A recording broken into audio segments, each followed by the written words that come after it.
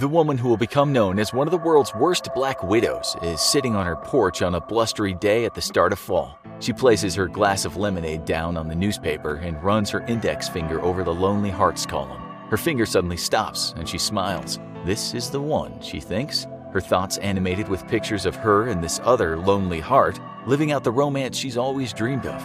Except she will murder this man in cold blood. She will kill him and people close to him. She will commit unspeakable horrors throughout her deranged life, and she will do it with a great big grin on her face. Welcome to the world of the giggling granny, a woman who turned being widowed into a profession. She was born with the name Nancy Hazel on November 4th, 1905, in a small town in rural Alabama. There, she and her 4 siblings did not have a happy childhood, with school and friendships being out of the question because the stern, hardworking father made them labor on his farm. Then, when she was 7 years old, something happened to Nancy that might explain why later in life she became a very serious serial killer. She hit her head while riding a train, and for years after experienced debilitating depression as well as the occasional blackout. It could have been the injury that caused her to do such horrific things, but young Nancy had more than just head trauma to deal with as a kid. Her father, a man of few words with a frightening hair-triggered temper, wasn't just strict, he was puritanical. All the young girl wanted was a life like the other girls had, going out on dates and one day having that first kiss down by the river.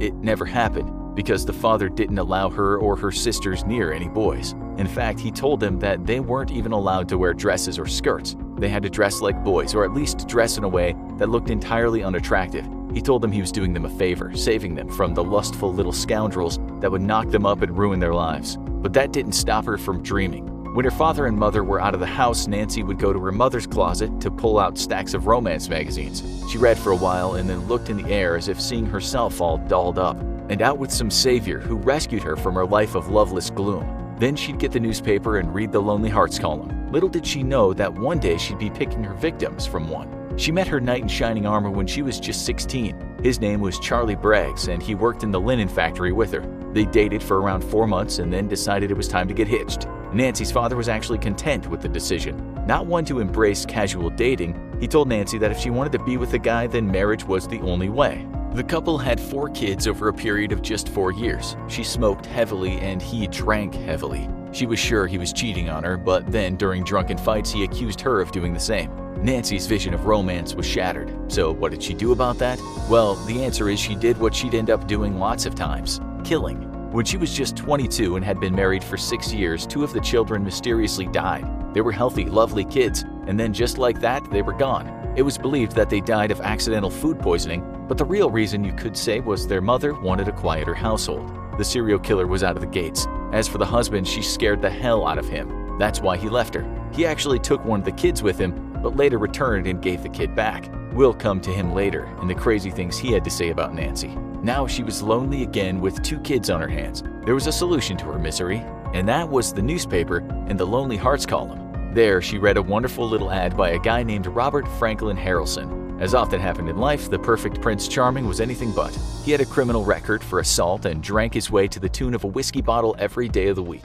Still, she and her 2 kids stayed with him for many years, despite their regular beatings and continued verbal abuses. Then, when Nancy was 37, her daughter Melvina had a child of her own. His name was Robert Lee Haynes. Now, Nancy was a grandmother, but it seems she wasn't exactly made up about that. We know this because of what happened to Melvina's second child. She was still in the hospital, absolutely exhausted after experiencing a grueling labor and still half zonked from all the ether that the doctors had given her. In this haze, she opened her eyes and she could swear that she saw her mother in the corner of the hospital room holding her newborn. Blinking her eyes, with her vision blurred, she watched in horror as her mom took out a hat pin and shoved it into the baby's soft head, right into its brain. Melvina passed out again from exhaustion, and when she came to, she thought what she'd witnessed had been some kind of nightmare. She called out to her husband. With his head down, he entered the room. He had bad news. Their baby had died. It was a mystery to the doctors. Still, it seemed Melvina didn't blame her mom. Maybe she really did think that she had a nightmare, perhaps a premonition of a natural death.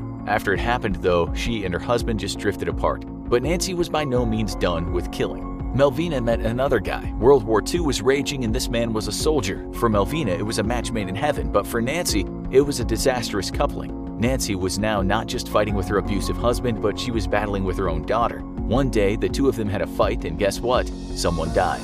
On July 7, 1945, Melvina's second daughter passed away. It was thought to be from asphyxiation from unknown causes, but when you hear that Nancy later picked up a $500 life insurance policy on the kid, well, it was likely another murder. 1945 was coming to an end, and one day the American public became jubilant. That was the day it was announced that Japan had surrendered to the Allied powers. Great big parties were thrown from one side of the US to the other. Nancy's husband, not one to miss out on an excuse to get out of his mind on booze, joined in on the fun. When he got home from the party, he tried to force her to bed. The last thing he said to her was, "If you don't listen to me, woman, I ain't gonna be here next week." The next day, she was in the garden tending to some roses, when what did she find but her husband's secret stash of corn whiskey. Without so much as blinking an eye, she calmly walked back into the house. She opened a cupboard and put her hand up to the top shelf. That's where the rat poison was kept. She then returned to the whiskey bottle. Her violent husband didn't survive the night. Now she was 40, perhaps getting on in years to start another family, but with hope in her black heart, she again took to going through the lonely columns of newspapers. It wasn't long until she met another guy, but as luck would have it, he turned out to be another man fond of whiskey and spending nights in the beds of other women. His name was Arlie Lanning. The two got married, but yet again it was an unhappy marriage. Inside the house, the two argued, but outside the relationship looked like a dream to the other townsfolk. So when this guy died mysteriously, they came out in support of Nancy. With tears in her eyes, the well-liked church-going Nancy told them he just sat down one morning to drink a cup of coffee and eat a bowl of prunes I especially prepared for him. When standing over the coffin, she wept and said he looked in fine shape. Then, well, 2 days later, dead. I nursed him, believe me, I nursed him, but I failed. Poor Arlie. You know what he said to me before he breathed his last? "Nanny," he said. "Nanny, it must have been the coffee."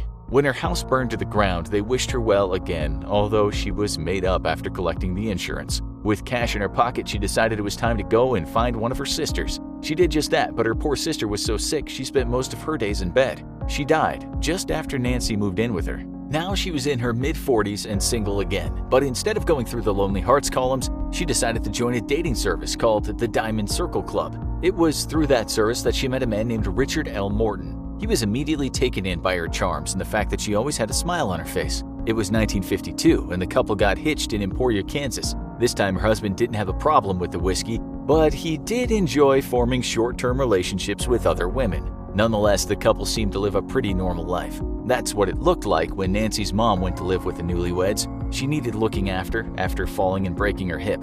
A few months later, the mother was 6 feet under after unknowingly drinking one of Nancy's poison cocktails. Just 3 months later, and her husband was in the ground too. During this time, one of Nancy's other sisters also died in mysterious circumstances after getting too close to her.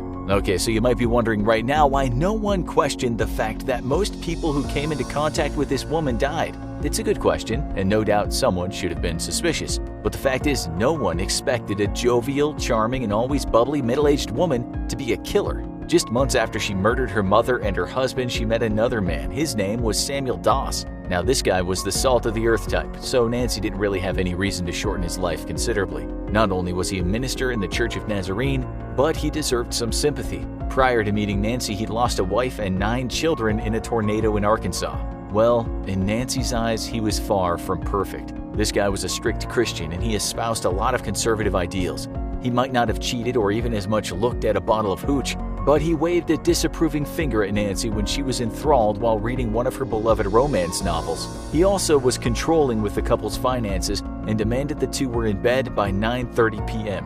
One day she was watching TV when he walked into the room and angrily turned it off. He looked at her and said, "I've been a Christian man all my life, and you're going to be a Christian woman. You don't need a radio and television." That was a bad move on his part. Just 3 months after the couple was married, he ended up in the hospital. He told the doctors that he felt some kind of flu bug, but after some time the doctor said that he had a very bad infection in his digestive tract. He was released, but 7 days later was found dead in an armchair. Nancy wasn't at all put out by this, since she had taken 2 life insurance policies out on him. Still, this time someone did get suspicious. That doctor that had treated Doss couldn't believe the earlier sickness could have killed him. For that reason, he ordered an autopsy.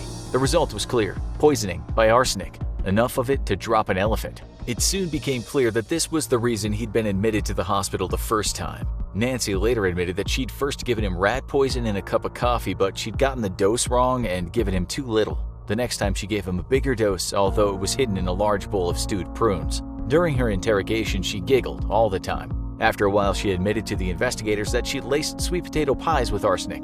When she referred to her past husbands, she'd produced a large smile and called them her sweet potato pies. That's why she got the name Giggling Granny and also the Jolly Black Widow. When asked why she killed her last husband, she replied, "He wouldn't let me watch my favorite programs on television and he made me sleep without the fan on the hottest nights. He was a miser and, well, what's a woman to do under those conditions?" She confessed to killing 4 of her 5 husbands but didn't confess to the other murders. At times, she just said some of those guys got on her nerves, but remained cheerful throughout the interviews. She told them money was never the reason she killed, saying, "I was searching for the perfect mate, the real romance of my life." In fact, after she killed her last husband, she was already writing love letters to another man. The first husband was described as the one that got away. The media caught up with him after she was arrested, and this is what he said. "When she got mad, I wouldn't eat anything she fixed or drink anything around the house." He said he only lived as long as he did because there was no life insurance policy on him.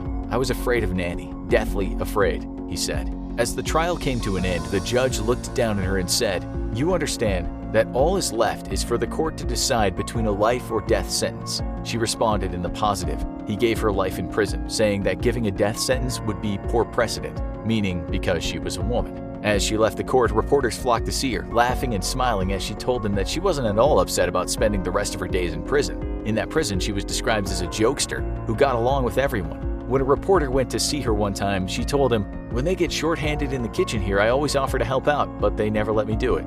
In 1965, after serving 10 years of her sentence, she died from leukemia. She was 59 years old. It's thought she murdered 11 people in total. Now, you need to watch Insane Story of Cannibal Clan That Terrorized Europe, or have a look at this.